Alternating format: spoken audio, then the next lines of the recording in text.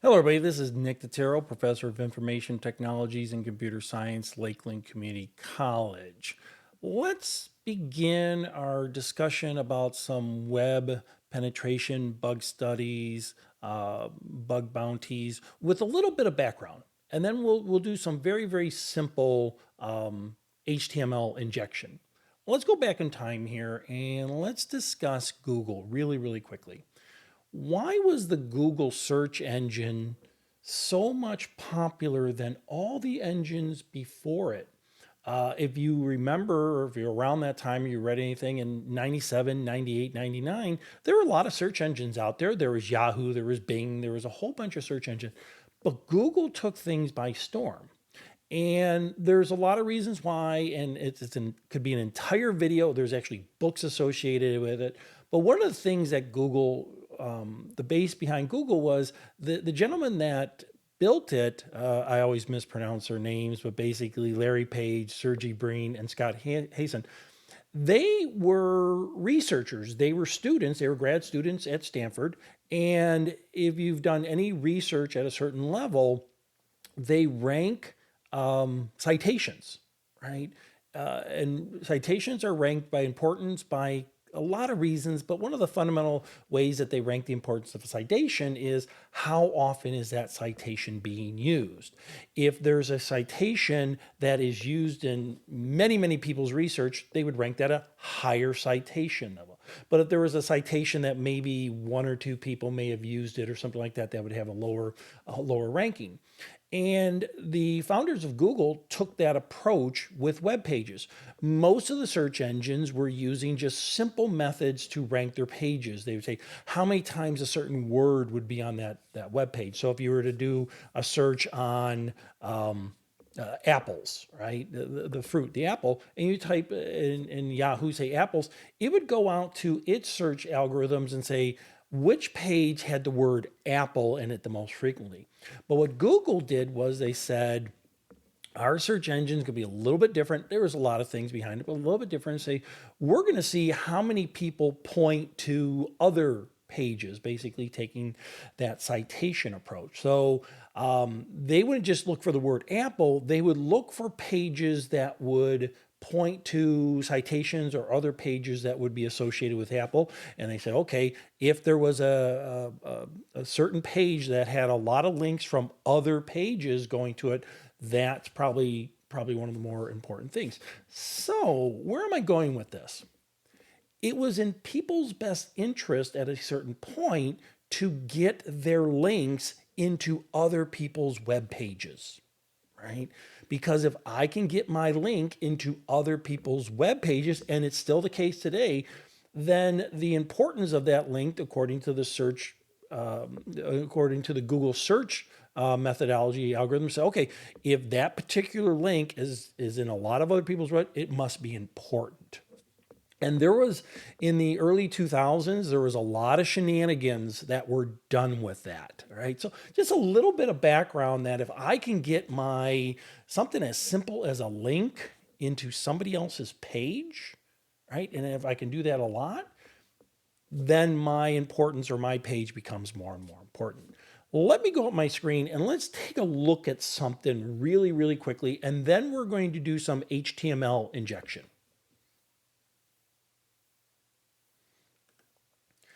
All right, this is just a Word document. And real quickly, what is the difference between www.someplaceelse.com versus www.someplace.com? Now you're looking at it's underlined. Yes, but in reality, that is a hyperlink. This is just text, right? So remember that. That's hyperlink. That has all the HTML code behind it to take you someplace else. And the other one down here, that is just text. So keep that in mind as I do some of these really preliminary web page, bug bounty, whatever you want to call it, development. Let's go to another page.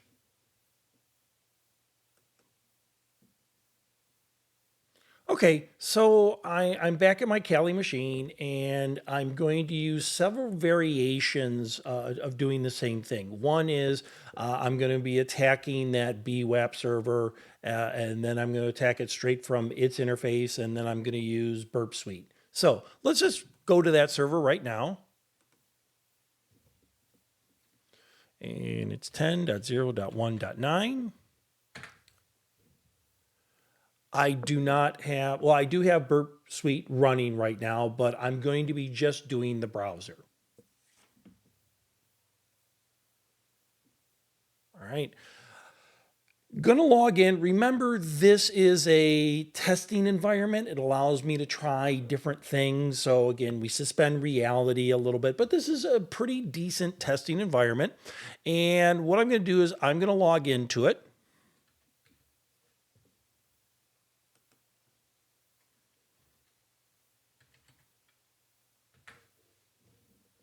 Nothing real fancy right now. And what we're going to do is we're going to do some HTML injection. We're going to do HTML. If we look down here, HTML reflected get injection and HTML reflected post injection. And you will see the differences. And then I will just kind of show you what potentially harm can happen from these. So we're going to start simple and work our way up. And we're going to start with the reflected get situation. So I'm going to say using this, let's hack this. And it's going to bring up a series of things. Machine's running a little slow.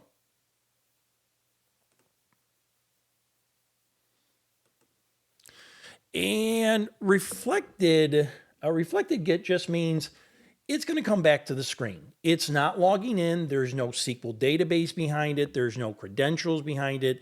Whatever I type comes back to the screen, and you're going to see it down here. Now, in the old days, years ago, this is how, and if it was programmed wrong, this is how people would post comments. Now there's far more security, but we're going to assume it's an unsecure environment. But this is a situation where we're posting or we're what do you call it? Reflecting the information that we type into the box here. So in this one, I'm going to just first name get Nick, right? And last name, I'm going to say current low. And all that means is, I'm using the get here, first name get, and the current security setting is set to low. And if I hit go,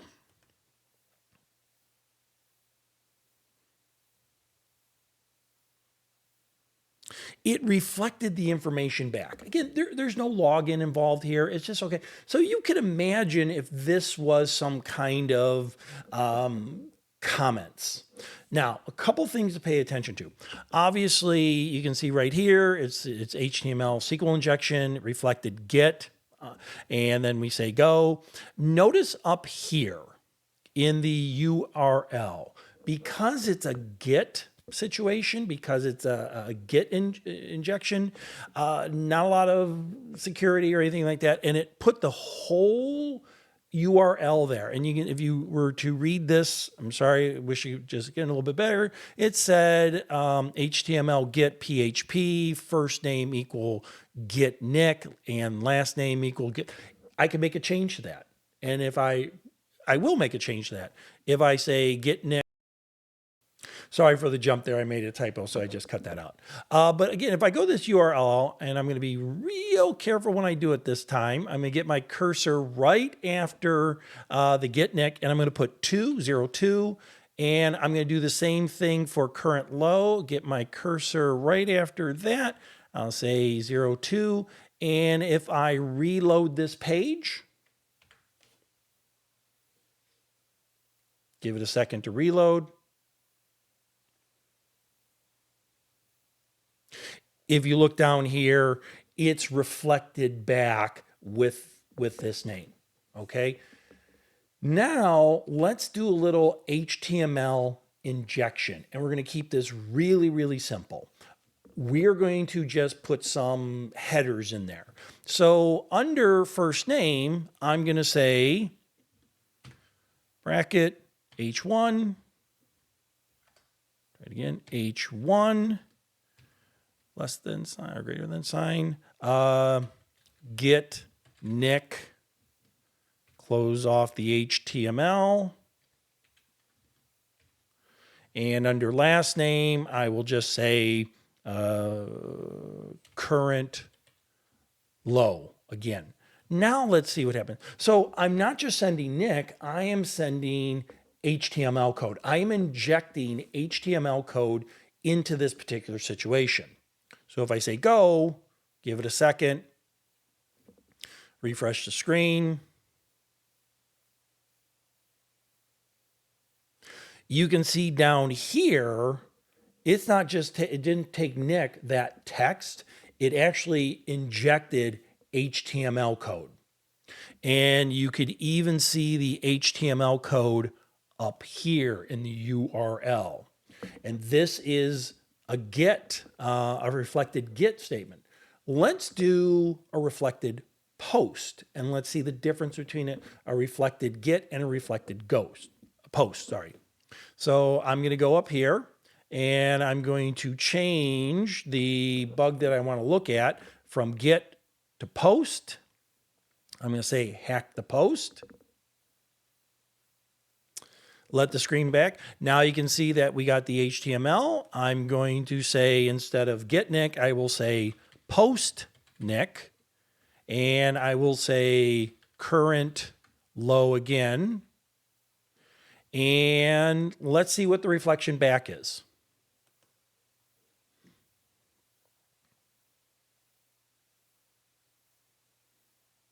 And you can see it's welcome post Nick current low. But look up here, look at the URL.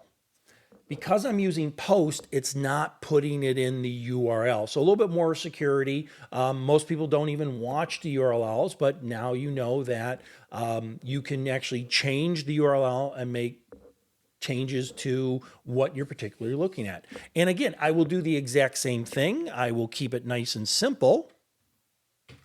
And I'll say H1, you know what? Since it's auto-filling anyways, I'm going to use that. But instead of get, I'm going to say post. And we'll keep it at current low.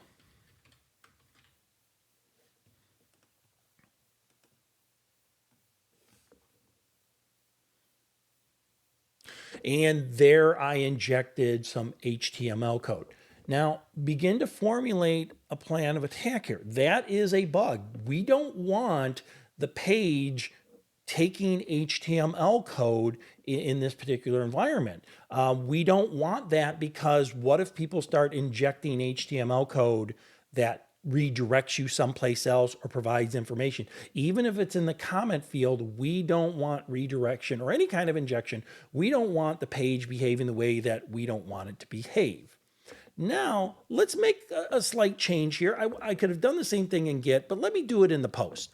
I'm going to change the security setting from low to medium.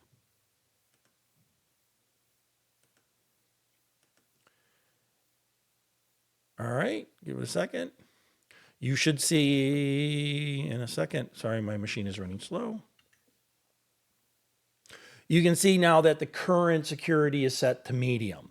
Now, if I just say post Nick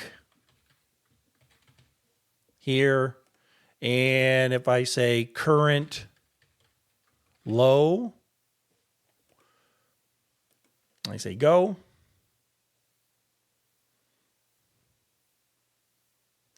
And we've seen this before. But what about if we try to do HTML injection? So I'm going to say post. I'm going to say post Nick. And because I'm doing the reflected post here. And I'm going to say current medium. Because if we look here, the security is currently set to medium. And now if I say go, and I give it a second, this is how it's supposed to behave. This is now not HTML code being there. It is treating that as text. So this is how it was meant to behave. And again, you notice because we're using post, we don't use the URL. Let's do the exact same things, but let's use Burp Suite. Don't necessarily have to, but let's see how Burp Suite interacts with the user agent, the browser, and the web page. So I'm going to go to Burp Suite. And now what I'm going to do is I'm going to turn on the intercept. And what the intercept does is as I'm typing on the user agent or the browser, Burp Suite's going to intercept that code, that request, that post before it goes out to the web server. So we're going to see what it looks like before it goes out to the web server. So the intercept is it is intercepting the traffic between the browser and the web server, and it's going to wait for us to send it on its merry way. So I'm going to turn the interceptor on, right? So now the interceptor is on. If I go back to this screen here, and if I put, I'm going to go back to low security.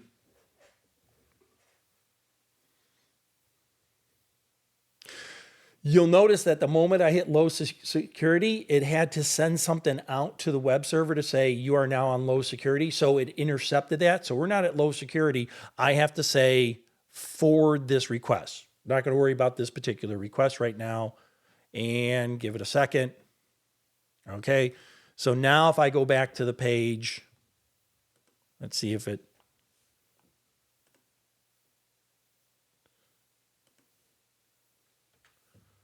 we'll do a refresh.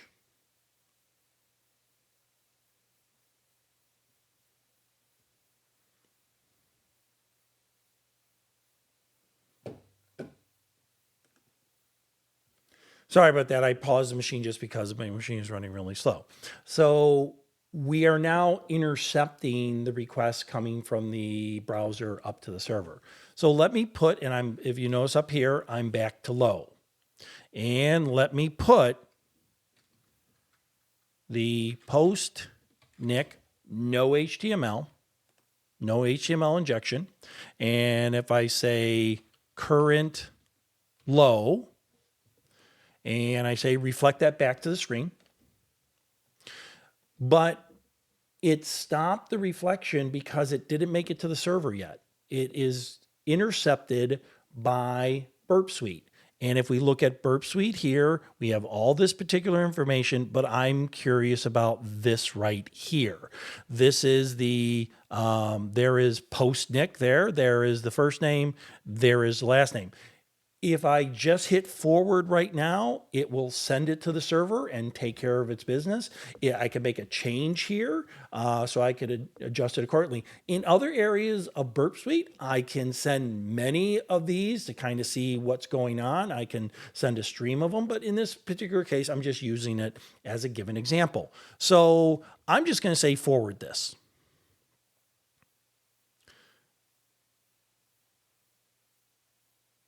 And given enough time, we go back to the screen. There it is.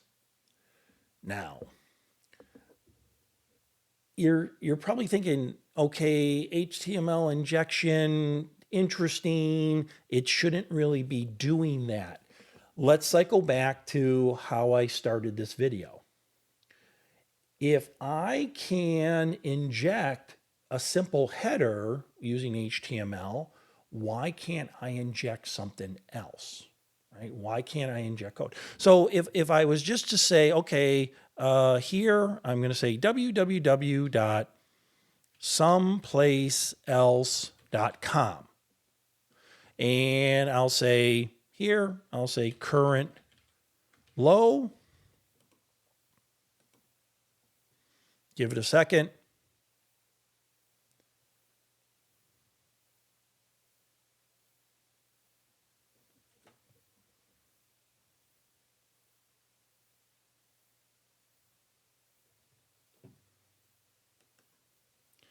Again, I apologize for my machine being slow. That's why I'm pausing it.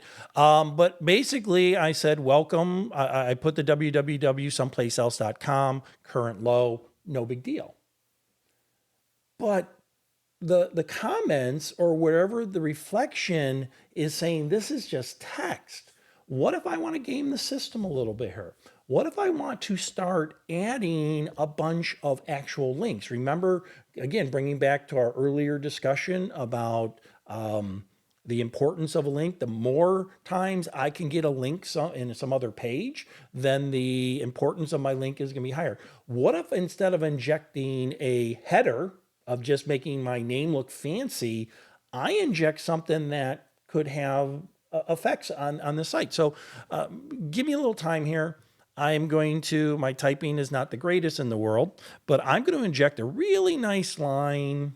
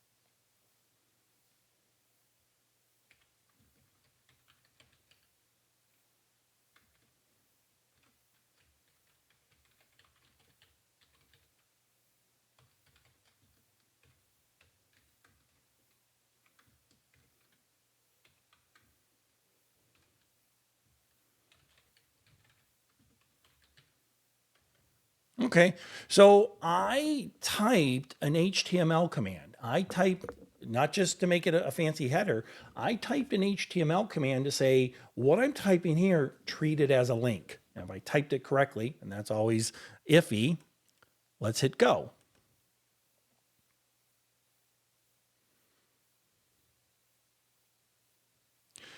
And very, very subtle. First of all, things got a little screwed. Look down here. Look at, that is a link, right? It's a made up link, but it is a link regardless. So I injected something as simple as I injected a link into a comment field, right? What if I do that many, many times? Many years ago, when I was working on a project, we were using some forum software that was very buggy, and we saw tons of this. One day we came in and there were literally hundreds, if not thousands, of the same link coming from the comment field. And I never thought about it until much later. And I said, "Oh, wait a second here." So we did fix it. So this is HTML injection. Let's change it just a little bit. What I'm going to do, I am going to turn on Burp Suite. All right. I'm going to do. It's already on. I'm going to turn it on the interception. So I'm going to say intercept on. And let's see what the command looks like to Burp Suite.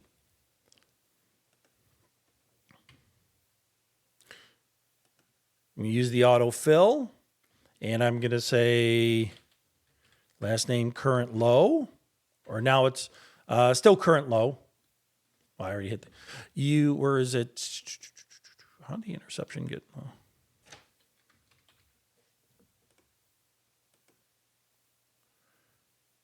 A second. If I go back to Burp Suite, here is our interception.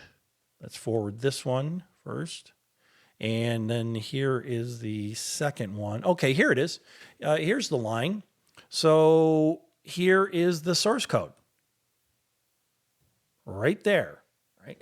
A little difficult to read. I understand that. And sometimes it's a little flaky because think about all the things that are being sent to your server and you're not even aware of it. So I'm going to turn the intercept off because it gets very annoying very, very quickly.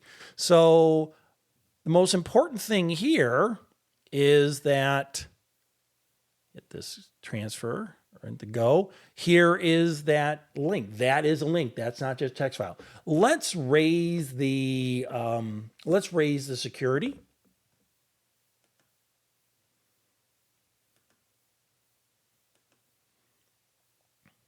Give it a second.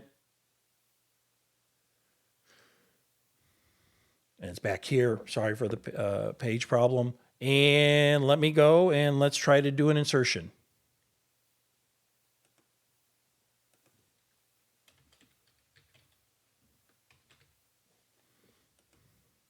And let's see at a medium security what it tells us.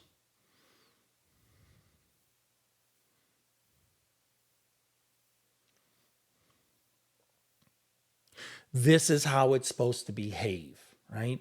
If I'm sending text, I'm sending text. I don't want to be doing a SQL injection, or I'm sorry, an HTML injection here. So by just raising the security, if I came across a situation where the developer allowed HTML injection, I have to go tell them you're allowing HTML injection and really bad things can happen from that. So let's wrap some things up. This was a little slow, but it was a very simple look at HTML injection. With the git injection, you basically you would see it in the URL. With the post injection, you don't see it in the URL.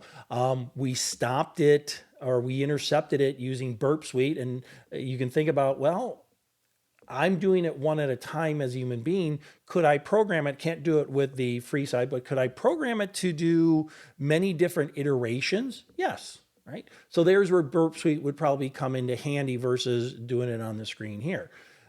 Any kind of injection, whether it be HTML injection or a SQL injection, you are allowing the web server to do things it's not supposed to do. This was just a simple example of some injection. We would report it. We would let it say, hey, developers, you're allowing HTML to be injected into your code. So with that being said, let's go out and learn something.